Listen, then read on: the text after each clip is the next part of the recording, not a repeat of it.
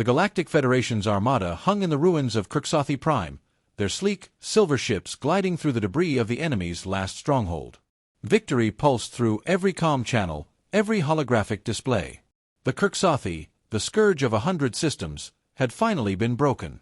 Their warships littered the void, shattered hulls still venting plasma into the dark. The command deck of the resplendent Dawn thrummed with subdued triumph. The Admiral, faceless, known only by rank, watched as alien delegates from a dozen species exchanged congratulatory gestures. The war had lasted 3 generations. Billions had died. But now, it was over. A hologram flickered to life, an archival recording of the first human diplomat addressing the Federation Council decades ago. The human had been small, soft-skinned, their words cautious. Asterisk, if the Krxathi come for us, we will respond. And you will not like how we do it. Asterisk, the memory drew derisive clicks from the insectoid delegates. The humans had been ignored, their warnings dismissed as the bluster of a young, frightened species. The Krxathi had never bothered with Earth. Too distant. Too primitive. Not worth the fuel to burn. A chime cut through the celebration. The sensor officer's voice was calm, but something beneath the tone made the Admiral turn. Asterisk, anomaly at the edge of the system. Single contact. Massive. Asterisk. The holographic display shifted, zooming in on the intruder. It was wrong. Not sleek, not elegant, just a brutal slab of blackened metal, angular and unadorned. No graceful curves, no shimmering shields. Just armor. Too much armor. The Admiral frowned. Asterisk, human. Asterisk. A murmur rippled through the command deck. The humans had never joined the war. They had sent no ships, offered no aid. The Federation had assumed they were hiding, praying the storm would pass them by. The comms crackled. A voice, flat and synthetic, filled the silence.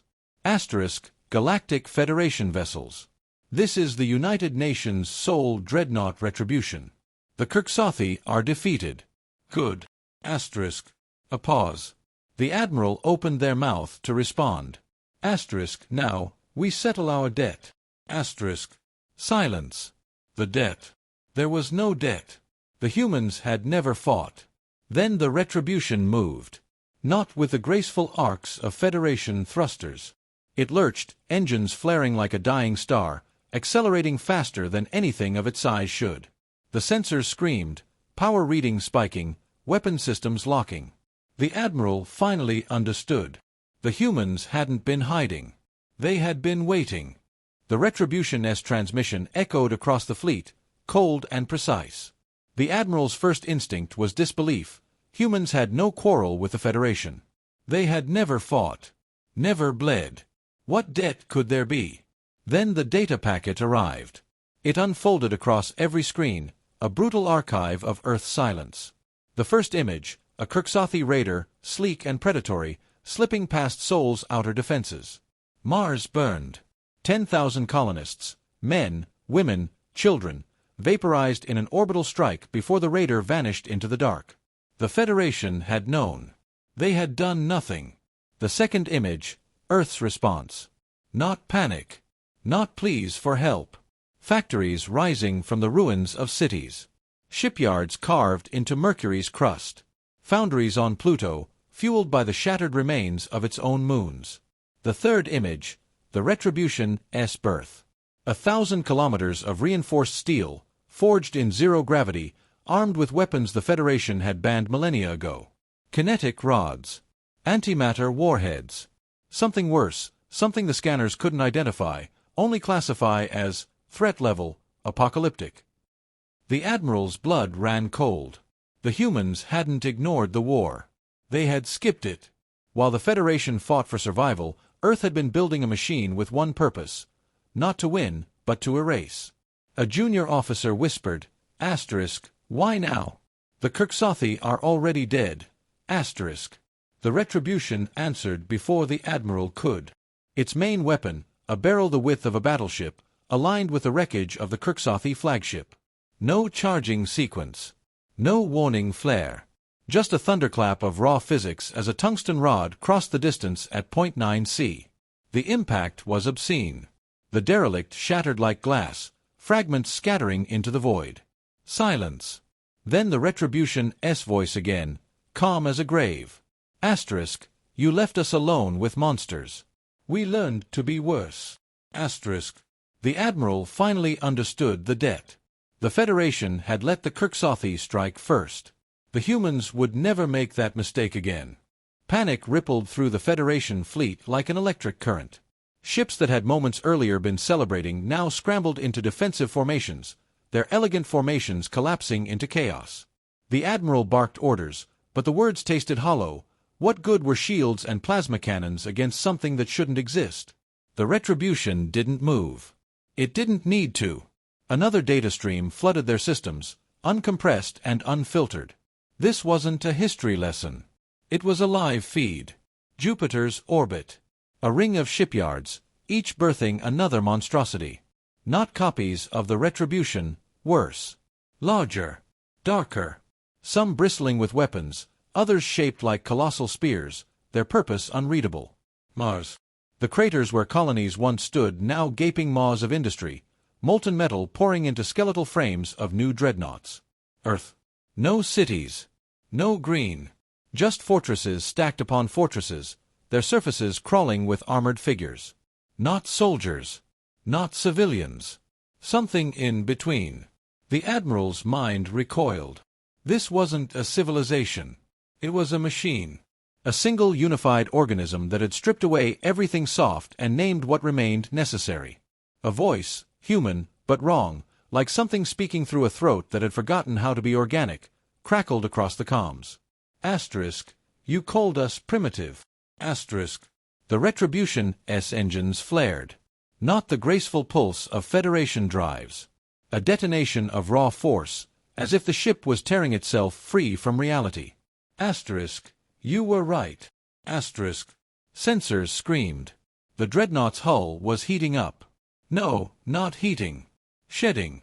Layers of armor plating ejected into the void, each slab the size of a cruiser. Revealing what was beneath. The Admiral's translator failed. The shape was geometry from a nightmare, all angles and edges, weapons protruding like broken bones. This wasn't a warship. It was a predator. And it had just shed its skin. The voice spoke one last time. Asterisk, primitives don't build shields. They build thicker walls. Asterisk. Then the Retribution moved. Not toward the fleet. Toward Kirksothi Prime. The Admiral understood, a second too late. This wasn't a battle. It was a demonstration. The Retribution plunged toward Kirksothi Prime like a blade falling toward an exposed throat. The Federation fleet scrambled to intercept, their sleek vessels surging forward in desperate formations. They fired, plasma lances, antimatter bursts, gravity shears, weapons that had shattered entire battle groups during the war. The shots struck the Dreadnought's exposed hull. Nothing happened. No explosions. No buckling metal. Just scorch marks on armor that had no right to exist.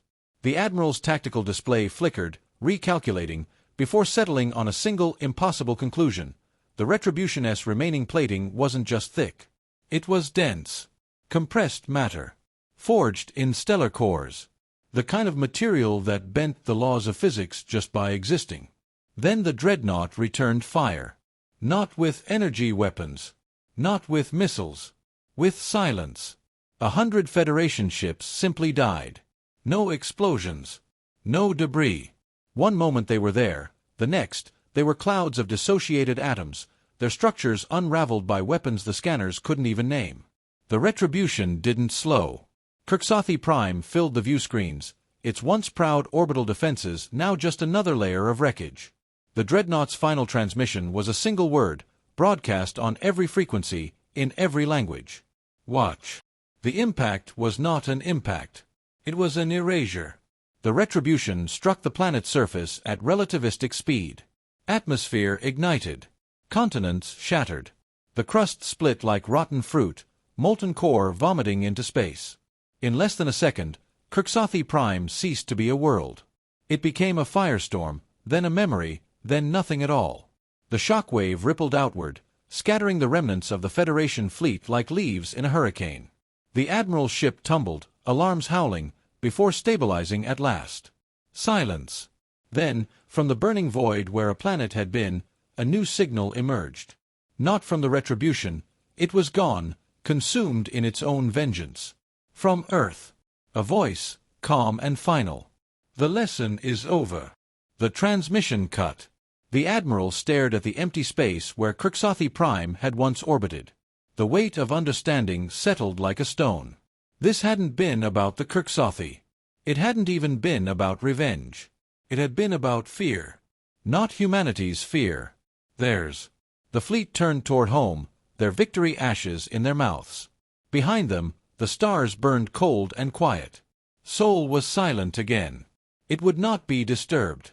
The shockwave of Crixothi Prime's destruction still rippled through the system when the first distress calls began. Not from the Federation remnants, their comms remained paralyzed in horrified silence, but from the outer colonies. The same pattern repeating across a dozen worlds. First, sensors would detect an anomaly. Then static. Then nothing. The Admiral's surviving command staff huddled around fractured displays, watching as entire sectors winked out of existence. No explosions. No final transmissions. Just perfect, terrible silence spreading like frost across the galaxy. A junior officer finally voiced what they all knew. Asterisk, it's not just the retribution. They sent more. Asterisk. The tactical display updated in jagged increments. New contacts appeared at the edges of known space. Not ships. Not fleets. Something worse. Vast, jagged constructs of blackened metal moving in perfect synchronization. Some matched the Retribution's brutal design. Others were stranger, twisted geometries that hurt the eyes to observe, their purpose unknowable. The Admiral's hands trembled as they pulled up the last transmission from Earth sector. Not words this time. Just data. Raw, unfiltered production metrics. Shipyards operating at 900% theoretical capacity. Weapon tests that had cracked continental plates. Population censuses showing negative growth in civilian sectors. A single line item circled in blood-red diagnostics. Projected total war readiness, 218%. The science officer made a wet, choking sound. Asterisk, that's not possible. You can't exceed total readiness. Unless... Asterisk. Unless they stopped counting civilians as non-combatants, the Admiral finished. Silence stretched. Then the proximity alarms screamed. Something emerged from FTL directly ahead of the crippled flagship. Not a Dreadnought this time. Smaller. Sleeker. Almost elegant in its brutality. Its hull bore no markings, no identification, just a single numeral etched into the prow. 7. The transmission that followed contained only 7 words. Asterisk, you are witnesses, not targets. For now. Asterisk. Then it vanished. The Admiral didn't need to consult the star charts to know where it was going. Every surviving system in the Federation would see this. Every species would understand. Humanity wasn't conquering the galaxy. They were quarantining it. The last display flickered, showing the only message that mattered now, a single line of text pulsing like a dying star's final heartbeat. The 7-class vessel reappeared at the edge of the Nixian belt, its arrival sending shockwaves through what remained of the Federation's early warning network. This time, the entire galaxy was watching. Every surviving species, every remnant government, every pirate warlord who'd somehow survived the Crixothi War, all eyes turned toward the sleek black silhouette now orbiting the corpse of what had once been a thriving mining colony. Sensors told half the story. The ship was smaller than the Retribution, but denser.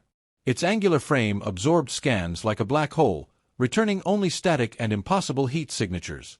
Weapons ports remained closed, yet every targeting computer in the system screamed with threat warnings. The full message arrived not through comms, but through the quantum entanglement channels reserved for diplomatic emergencies. It bypassed all encryptions, appearing simultaneously on every screen in known space.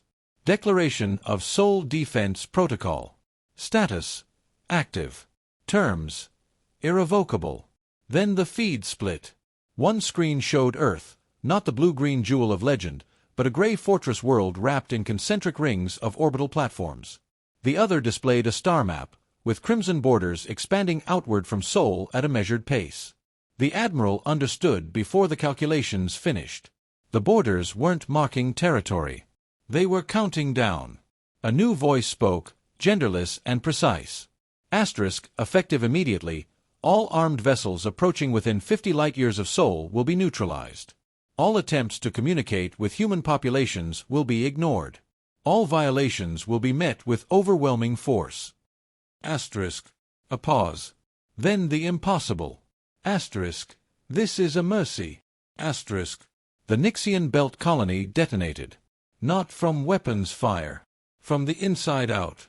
Great sections of its orbital plates tore free as hidden mechanisms activated, reassembling midfall into new configurations, shipyards, weapons platforms, listening posts. All bearing the same stark, angular designs. All coming online with terrifying synchronization. The 7-class vessel didn't fire a single shot. It simply watched as the colony rebuilt itself into something darker. Something familiar. Something human. Across the galaxy, similar reports began flooding in. Abandoned Krxothi outposts suddenly reactivating. Derelict freighters unfolding into combat stations. Dead worlds emitting new energy signatures. The Admiral's science officer collapsed into their chair, whispering the truth they'd all been avoiding. Asterisk, they're not building a border. Asterisk. Asterisk, they're building a cage. Asterisk. The final transmission arrived as the 7-class vessel powered up its FTL drive. Just 5 words, repeating on every frequency until the ship vanished. Do not test the silence. In the command center, nobody moved. Nobody breathed. The galaxy had learned its lesson too well. Now came the consequences. The silence lasted exactly 17 standard cycles. Then the first test came. A coalition of merchant clans, desperate and starving after the collapse of galactic trade routes, assembled a ragtag flotilla and pointed it toward Sol's quarantine zone. Not to fight. Not to conquer. Just to beg. Their ships carried no weapons, only cargo holds filled with cultural artifacts and transmission beacons repeating peaceful intent. They crossed the 50 light-year boundary at dawn. By noon, the entire galaxy watched the feed. The 7-class vessels came first.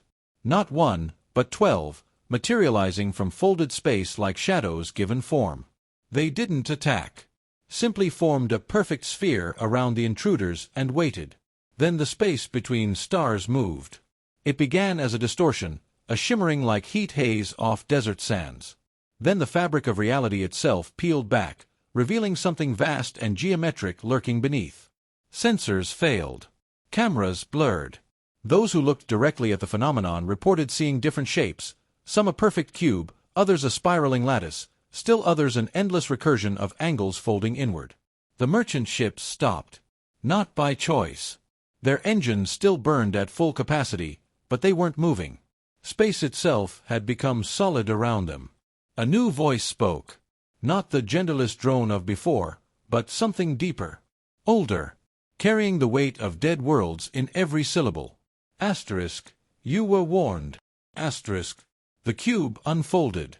Later, the few surviving eyewitnesses, those who had watched through telescopic arrays from safe distances, would disagree on what they saw. Some claimed the merchant ships were dismantled molecule by molecule. Others swore they saw the vessels simply cease to exist, erased from reality like chalk from a board. The only consistent detail was the light, a cold blue glow that lingered for exactly 17 seconds before winking out.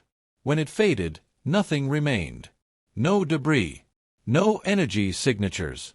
Just empty space where 17 ships and thousands of beings had been. The 7-class vessels departed without another word. But the cube remained, floating at the exact boundary of the quarantine zone. Waiting. Across 1,000 worlds, governments collapsed. Militaries stood down. The few remaining warlords who had survived the Krxothi War voluntarily scuttled their fleets. The message was clearer than any transmission. Humanity wasn't just dangerous. They had become something beyond war. Beyond reason. Beyond comprehension. The Admiral, now the de facto leader of what remained of the Federation, finally understood the true purpose of the Retribution's attack. It hadn't been about revenge. Hadn't been about fear. It had been about evolution. While the galaxy fought over scraps, Humanity had transcended. And now? Now they were putting away childish things. The Admiral turned off the feeds. There was nothing left to say.